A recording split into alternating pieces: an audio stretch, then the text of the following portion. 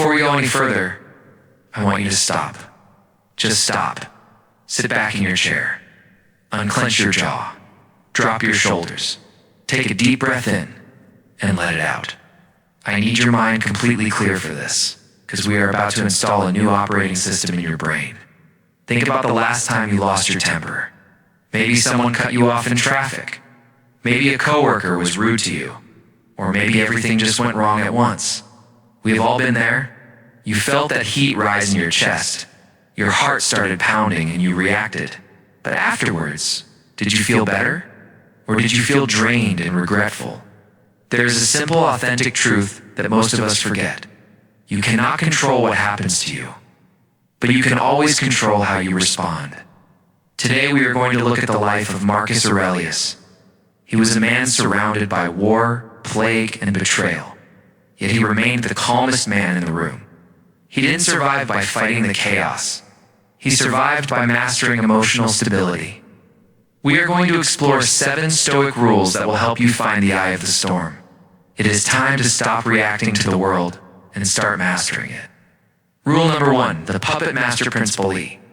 I'm going to start this with a harsh truth that might make you uncomfortable.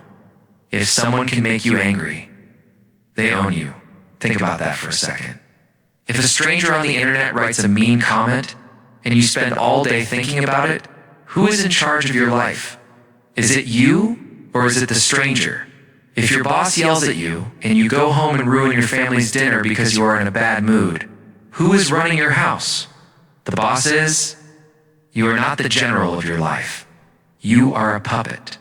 And the world is full of puppet masters, people who know exactly which buttons to push to make you dance. They know if they insult you, you will fight.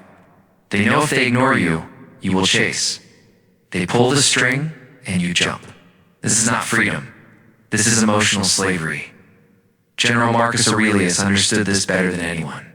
He was the most powerful man on earth, yet he realized that if he lost his temper, he was no better than a slave. He wrote to himself, "Ambition means tying your well-being to what other people say or do. Sanity means tying it to your own actions." This is the first rule of being unshakable. You must cut the strings. You have to realize that your anger, your anxiety, and your offense are not natural reactions. They are weaknesses that other people are exploiting. Here's the mind game you are going to play to fix this. It is called the glitch in the matrix. The next time someone tries to provoke you, maybe they insult you. Maybe they lie to you. Maybe they scream in your face. I want you to imagine that they are a robot that has malfunctioned. Do not look at them as a human being who is disrespecting you. Look at them as a machine that is broken. If your toaster burns your toast, do you scream at the toaster? Do you take it personally? Do you think the toaster hates you? No, you just think, oh, the machine is broken. You feel indifferent. You might even feel pity for the broken machine. Apply this to people. Someone is screaming at you. They are revealing their damage, not yours. Case? They are showing you their insecurities, their bad childhood, their lack of control. Instead of getting angry, look at them with cold, clinical curiosity. Tilt your head. Look at them like you are a scientist studying a bug in a jar. Say to yourself, look at that. He's completely lost control. How embarrassing for him. You see what just happened? You just flipped the power dynamic. A moment ago, they were the predator and you were the prey. But by refusing to get angry, by refusing to dance when they pulled, the string, you became the judge.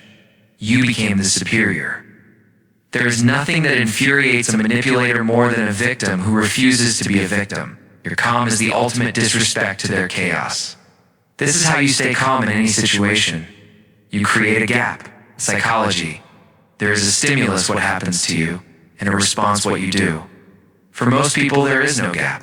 Trigger. Boom. Explosion. The Stoic creates a 3-second gap. When the chaos happens, you pause. You breathe. You remember that you are the puppet master of your own mind. You choose not to pick up the rope. You leave them pulling on air. By mastering this rule, you become dangerous. People will try to rattle you, and they will fail. They will try to scare you, and you will yawn. You become unpredictable because you are no longer running on the same automatic software as everyone else. You are running on reason. You're running on choice. The person with the most self-control always wins the room. Rule number 2, the dead man strategy. This rule is going to sound terrifying at first, but if you actually do it, it will make you fearless. It is the ultimate psychological hack used by samurai warriors and Stoic philosophers to stay calm while a sword was swinging at their neck. It is called thinking like a dead man. Most people are anxious because they are trying to protect their future. They are scared of losing their money, their reputation, or their comfort. They walk around holding on to their life so tight that they can't even breathe. They are playing the game of life scared to lose. And when you play not to lose, you never win. Marcus Aurelius gave himself a brutal command. Think of yourself as dead. You have lived your life. Now, take what's left and live it properly. Here's the mind game. I want you to imagine right now that your life actually ended 5 minutes ago. You died. The script is over. Everything you were supposed to do is gone. But then, by some miracle, you were given a bonus round. The time you are living right now, this very second, is not yours. It is house money. When you are playing with house money, the pressure disappears. If you are already dead, what can your boss do to you? Fire you? Who cares? You're already dead. If you are already dead, what does it matter if that girl rejects you? You have nothing to lose. If you are already dead, why are you scared of embarrassing yourself? This shift in perspective completely destroys anxiety. Anxiety needs a future to survive. It needs you to worry about what will happen next. But the dead man has no future. He only has right now. This makes you incredibly dangerous to your enemies. A man who is not afraid of losing anything is a man who cannot be controlled. Imagine walking into a high-pressure negotiation. Everyone else is sweating, worrying about their bonuses, worrying about their careers. But you are relaxed. You are smiling. You are taking risks they are too scared to take. You are speaking the truth they are too scared to speak. Why? Because in your mind, the worst has already happened. You are just enjoying the bonus round. This is how you achieve the 1,000-yard stare. It is that look of total eerie calm that creates immense gravity in a room. When people try to threaten you or stress you out, they will feel like they are yelling at a ghost. Their threats pass right through you. You become weightless. Stop trying to save your life, and you will finally start living it. Rule number 3. The patient frame. This is the most powerful social hack in the Stoic arsenal. It changes how you view people instantly. Here's the truth. You only get angry at people you respect. Think about it. If a drunk person on the street screams at you, do you get offended? No. You might be annoyed or you might laugh, but you don't go home and cry about it. Why? Because you don't respect their judgment. You view them as compromised. They're not in their right mind. But when your boss yells at you or a friend insults you, you crumble. Why? Because you view them as equals. You value their opinion. You think they are attacking me, and since they are smart, maybe they are right. To be unshakable, you have to stop viewing toxic people as your equals. You have to start viewing them as patients. General Marcus Aurelius dealt with the worst people in Rome: traitors, liars, and murderers. How did he stay calm? He didn't view them as enemies. He viewed them as sick people. He wrote, "When you run up against someone else's shamelessness, ask yourself this: is a world without shamelessness possible? No. Then do not ask for the impossible." He treated bad behavior like a disease. You don't get mad at a man for having the flu. You just step back so you don't get infected. Here's the mind game. The next time someone starts creating drama, screaming, or trying to manipulate you, I want you to imagine you are putting on a white lab coat. You are not their victim anymore. You are their doctor, and they are not your enemy. They are a mental patient having a breakdown in your asylum. Shift your brain from feeling mode to diagnostic mode, instead of listening to the words they are saying. Look at the symptoms they are showing. Symptom 1, their face is turning red. Interesting. High blood pressure. Symptom 2, their voice is cracking. They are losing emotional control. Symptom 3, they are using personal insults. Classic sign of deep insecurity. Do you see the shift? A victim thinks, why is he saying that to me? That hurts. A doctor thinks, wow, this patient is really suffering. He must have a lot of trauma to be acting this crazy in public. This creates an emotional shield. You cannot be hurt by someone you pity. When you look at a screaming person with calm, clinical curiosity, it drives them insane, but it keeps you perfectly safe. You are no longer on their level. You are observing them from above. This is how you stay calm in the face of disrespect. You don't fight back. You don't argue. You just look at them with that doctor's stare, a mix of patience and pity. You say to yourself, it is not their fault, they are broken. I will not let their sickness become my sickness.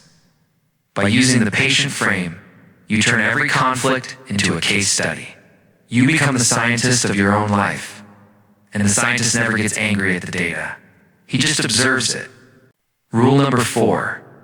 The predator's pacei want you to visualize a nature documentary. Think about the Protha gazelle, the rabbit, the mouse. How do they move? They twitch. They look around constantly. They move fast. They speak fast, squeak. Why? Because they are terrified. They are at the bottom of the food chain, and speed is their only defense. Now, think about the predator. Think about the lion. Think about the silverback gorilla. How do they move? Slowly, deliberately. They do not twitch. They do not rush. When they turn their head, they turn it slowly. Why? Because they are not afraid of anything. They are the kings of their environment.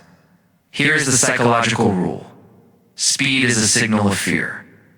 When you rush to answer a question, you're signaling submissiveness. You are saying, I need to please you quickly.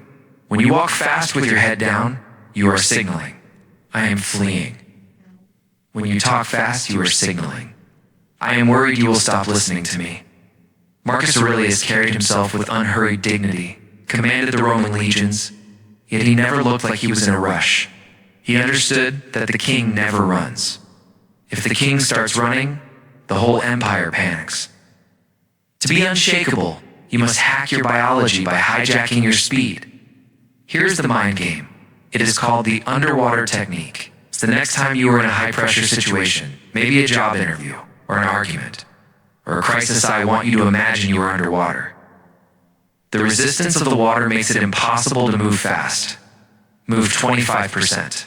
Slower than you want to. Speak 25%. Slower than you want to. Blink slower. This does 2 things. The biohack internal, your brain takes cues from your body. If you are breathing fast and moving fast, your brain thinks we are in danger, panic. But if you force your body to move slowly, you trick your brain.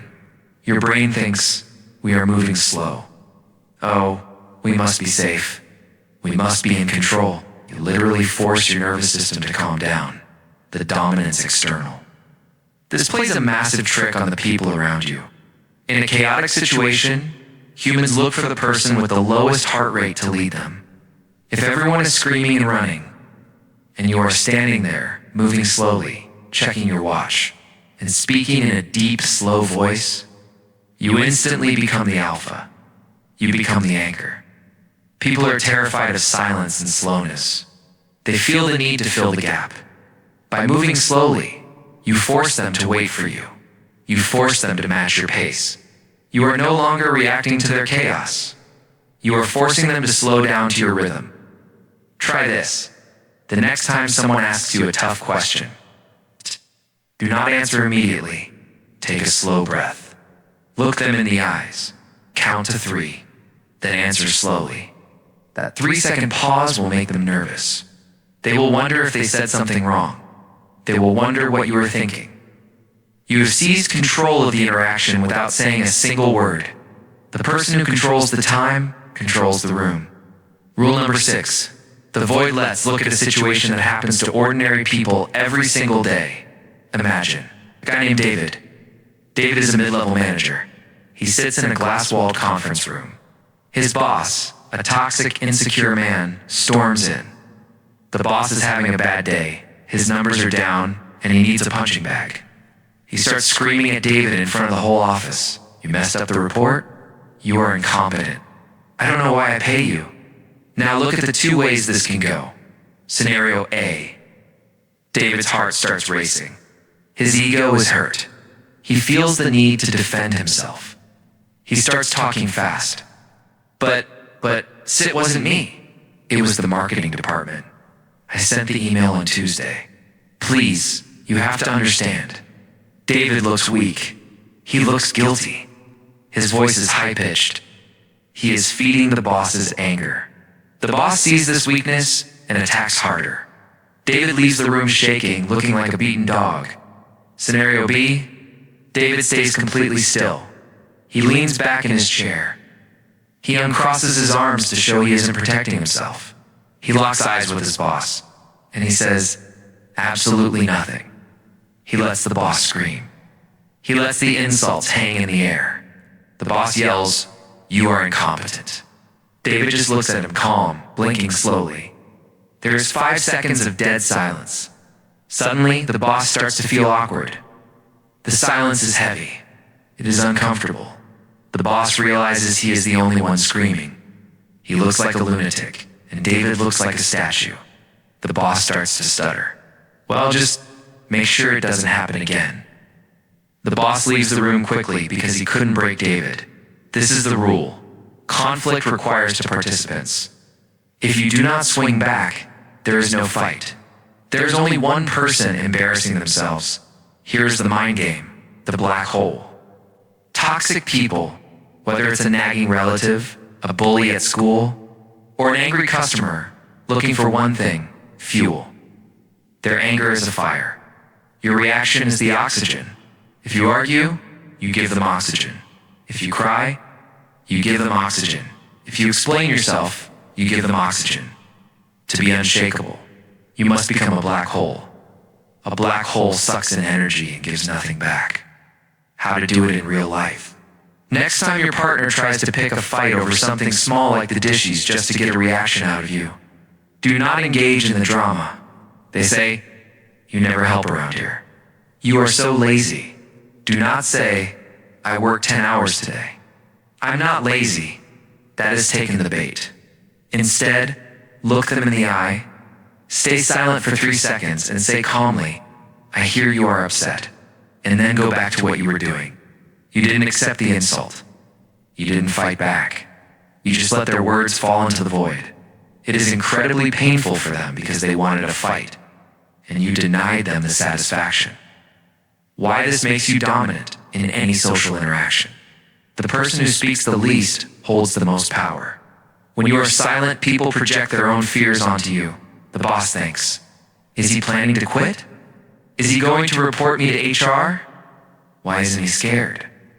The partner thinks he is so secure in himself that my insults don't even register. You force them to sit in the awkwardness of their own bad behavior. You are holding up a mirror. By saying nothing, you are letting them see exactly how ugly they are acting, without you having to point it out, the drill. For the next 24 hours, if anyone tries to provoke you, do not explain yourself. Never complain, never explain. Just look at them. Use the 7-second stare. Count to 7 in your head while looking right between their eyes. Watch how quickly they crumble when they realize their anger has no effect on you.